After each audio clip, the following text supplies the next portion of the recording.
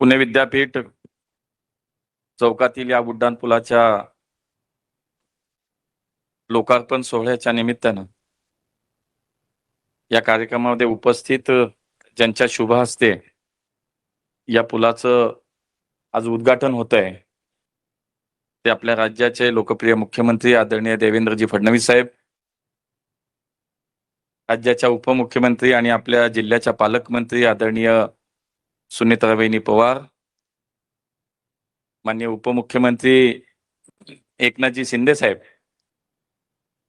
राज्यमंत्री आदरणीय माधुरीताई मिसाळ, पुण्याच्या महापौर मंजुषाताई नागपुरे, स्थानिक आमदार सिद्धार्थजी शिरोळे, उपमहापौर परशुरामजी वाडेकर, स्थायी समितीचे अध्यक्ष श्रीनाथजी भीमाले, विरोधी पक्षनेते निलेशजी निकम, पीएमआरडीचे आयुक्त डॉक्टर योगेशजी मसे, माजी आमदार सुनीलजी टिंगरे, व्यासपीठावरती उपस्थित सर्व अधिकारी, सर्व लोकप्रतिनिधी आणि कार्यक्रमाला उपस्थित आपण सर्वच मान्यवर बंधू आणि भगिनींनो, आजचा उद्घाटनाचा कार्यक्रम हा या ठिकाणी संपन्न होत आहे, परंतु त्याला एक वेगळी आजच्या कार्यक्रमाला एक भावनिक किनार आहे.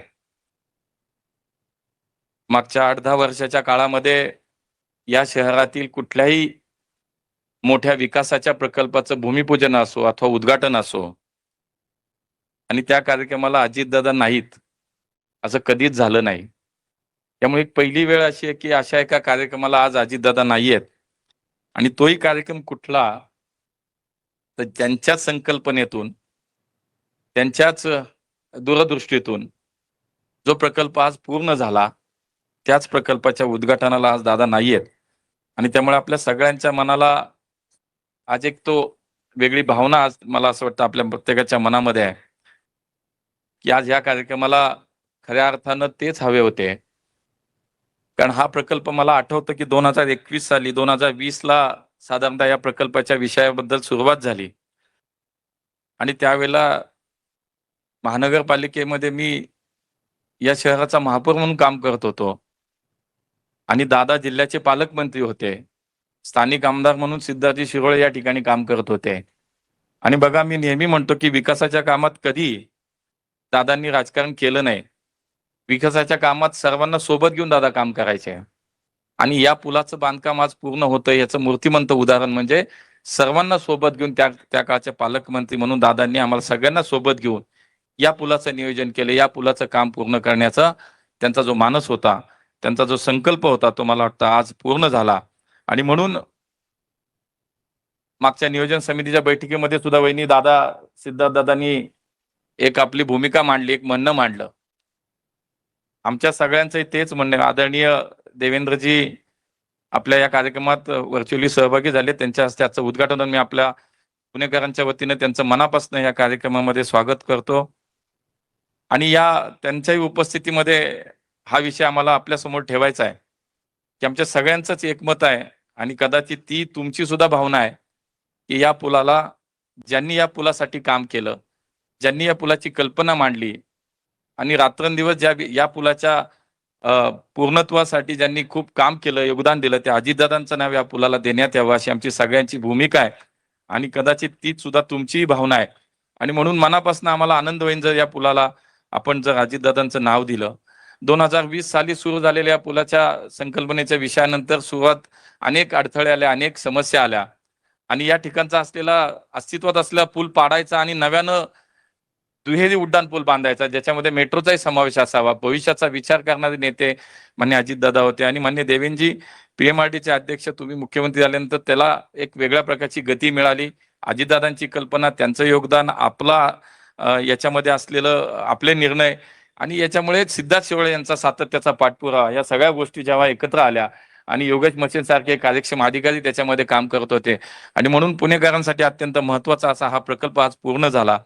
जवळपास पीएमआरडीच्या माध्यमातून 277 कोटी रुपये खर्च करून 1763 मीटर लांबीचा अत्याधुनिक एकात्मिक दुमजली उड्डाण पूल आता या ठिकाणी सुरू होतोय. आणि म्हणूनच मला असं वाटतं की या सगळ्या परिसर, शिवाजीनगर असेल, औंध असेल, बाणेर असेल, पाषाण असेल, या सगळ्या भागातील नागरिकांना आता निश्चितपणे या विद्यापीठ चौकातली वर्षानुवर्षाची असलेली वाहतुकीची कोंडी आहे ती आता सुटण्यास मदत झाली आणि सुटकेचा निश्वास निश्चितपणे आता पुणेकरांनी, या पश्चिम पुण्यातल्या पुणेकरांनी घेतला आणि मला पुणेकरांचं मनापासून या ठिकाणी धन्यवाद सुद्धा व्यक्त करायचे की ज्यावेळेला इथला अस्तित्वात असलेला उड्डाणपूल पाडणं आणि त्यानंतर सातत्यानं पुढचे 3-4 वर्ष या ठिकाणी या पुलाचं काम करण्यासाठी जो काही वेळ जात होता आणि त्यामध्ये ज्या काही अडचणी निर्माण होत होत्या, ह्या सगळ्या पाहता पुणेकरांनी खूप संयम राखला आणि या प्रकल्पाला त्यांनी मनापासून साथ दिली आणि म्हणून मी त्यांचं सुद्धा मनापासून या ठिकाणी धन्यवाद व्यक्त करतो. आज पुणे हे ग्रोथ हब म्हणून, आज पुणे फास्टेस्ट ग्रोविंग सिटी म्हणून आपण पुण्याकडे पाहतोय. माननीय देवेंद्रजींच्या नेतृत्वाखाली या पुण्यातील भविष्याचा विचार आपण करताना आज आपण केला IT हब, ऑटोमोबाईल, स्टार्टअप्स आणि संशोधन क्षेत्रात पुणे हे जागतिक नकाशावरती आज आपलं पुणे आहे. आणि पुढच्या काळात माननीय मुख्यमंत्र्यांची जी संकल्पना आहे की GCCचं कॅपिटल पुणे असावं, पुणे ते मुंबई हे डेटा सेंटरचं एक कॉरिडॉर असावा, पुण्यामध्ये भुयारी मार्गाच्या माध्यमातून 56 किलोमीटरचं एक नेटवर्क पुढच्या काळातलं पूर्ण करावं, अशा अनेक प्रकल्प या पुण्याच्या भविष्याचा विचार माननीय मुख्यमंत्र्यांनी या ठिकाणी निश्चितपणे केलेला आहे. आणि म्हणून या राज्याचे मुख्यमंत्री म्हणून ते काम करतातच, परंतु पुण्यासारख्या शहराकडे सुद्धा त्यांचं एक कायम लक्ष असतं, त्यांचं एक विशेष प्रेम पुण्याबद्दल आहे. आणि म्हणून या महाराष्ट्राचा एकूण गतिमान विकास पाहता याच्यामध्ये माननीय मुख्यमंत्र्यांच्या नेतृत्वाखाली, देवेंद्रजींच्या नेतृत्वाखाली एक वेगवान प्रवास या महाराष्ट्राचा आता सुरू आहे. आणि म्हणून एक इन्फ्रामॅन म्हणून ज्यांची या राज्यामध्ये नाही तर देशामध्ये ओळख आहे, असे मुख्यमंत्री आपल्याला लाभलेत. आणि त्यांच्या नेतृत्वाखालील या PMRDच्या माध्यमातून आज हा पूल होतोय. पुढच्या काळामध्ये लवकरच 23 किलोमीटरची PMRDच्या माध्यमातून माननीय देवेंद्रजींची ज्यावेळेस तुम्ही मुख्यमंत्री तेव्हा तुमची संकल्पना होती या देशातली पहिली PPP मॉडेलवरची जे मेट्रो असेल तर ती हिंजवडी आणि शिवाजीनगरची, आणि ती आता पूर्ण होते आणि पुढच्या काही दिवसामध्ये, काही काळामध्ये ती मेट्रो सुद्धा पुणेकरांच्या सेवेमध्ये दाखल होते. त्यामुळे भविष्यातलं पुणे हे वेगळं आहे. भविष्यातल्या पुण्यामध्ये मेट्रोचं नेटवर्क जवळपास 120-130 किलोमीटरचं पूर्ण होतंय. या ठिकाणी तुमच्या संकल्पनेत जवळजवळ 56 किलोमीटरचे भुयारी मार्गाचं नेटवर्क पूर्ण होतंय. या ठिकाणी पुण्याच्या सार्वजनिक वाहतूक व्यवस्थेमध्ये केंद्र सरकारने 1000 बसेस आता मान्यता दिली. पुढच्या काळामध्ये 4 ते 5000 बसेसची अधिकची गरज आपल्याला पुढच्या काळामध्ये तुमच्या नेतृत्वाखाली तुम्ही पूर्ण करून पुण्याला देणार आहात. त्यामुळे सर्वार्थाने या पुण्याच्या वाहतुकीच्या विषयावरती, सार्वजनिक वाहतूक सक्षम करण्याच्या दृष्टिकोनातून मेट्रो असेल, PMPML असेल, या शहरातल्या इन्फ्रास्ट्रक्चरची कामं असतील, नद्यांवरचे पूल असतील, उड्डाण पूल असतील, भुयारी मार्ग असतील, ग्रेड सेपरेटर्स असतील, या सगळ्याच बाबतीत पुणे, मला असं वाटतं की याच्यामध्ये भविष्यामध्ये खूप आपण तुमच्या नेतृत्वामध्ये आम्ही सगळेजण मिळून एकत्रपणे चांगलं काम करू. त्यामुळे अधिक न बोलता महानगरपालिका, महायुतीतलं राज्य सरकार आणि NDAचं केंद्र सरकार, या ट्रिपल इंजिनच्या माध्यमातून देशातलं सर्वोत्तम शहर करण्याचा जो आपला सगळ्यांचा संकल्प आहे, तो माननीय मुख्यमंत्रीजींच्या नेतृत्वाखाली, स्थानिक आमच्या पालकमंत्री म्हणून, आमच्या उपमुख्यमंत्री म्हणून सुनेत्रताईंच्या मार्गदर्शनाखाली माननीय एकनाथजी शिंदे साहेब आमच्या राज्याचे उपमुख्यमंत्री आहेत, या सगळ्यांच्या साथीनं आणि माननीय मोदीजींच्या नेतृत्वात निश्चितपणे हा संकल्प आपण पुढच्या काळात पूर्ण करू. एवढंच या निमित्तानं पुन्हा एकदा आजच्या कार्यक्रमाच्या निमित्तानं आज सर्वांचं स्वागतही करतो. आणि प्रकर्षानं निश्चितपणे अजितदादांची उणीव आपल्या सगळ्यांना भासतीये. आणि पुन्हा मला असं वाटतं या पुलाच्या लोकार्पणाच्या निमित्तानं दादांना ही अनोखी आणि एक वेगळी आदरांजली सुद्धा ठरू शकते. धन्यवाद.